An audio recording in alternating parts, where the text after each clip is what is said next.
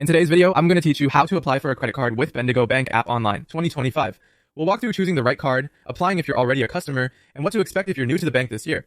I'll keep it straightforward and give you practical tips so you can move through the process with confidence. Start by selecting the card that fits your needs. If you're looking to keep costs down and occasionally carry a balance, a low interest option like Bendigo Bright can be appealing. If you want something simple for everyday spending without too many extras, Bendigo Ready is designed to be straightforward. If rewards matter to you, Platinum Rewards can earn points on eligible purchases, which may offset fees if you use it strategically. And if you're loyal to a specific airline program, the Qantas Platinum card focuses on earning frequent flyer points.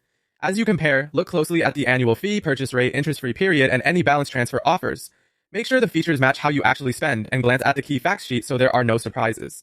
If you're an existing customer, open e-banking or the mobile app and log into the secure platform. From there, navigate to the credit card section, choose the product you decided on, and start the application.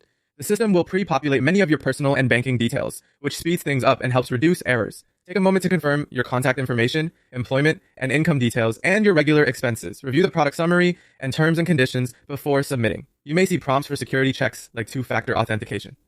Follow those as they appear. After you submit, keep an eye on your app notifications or messages for updates or requests for clarification, and respond promptly to avoid delays. If you're new to Bendigo Bank, begin your application on the website by selecting the card you want and starting the online form.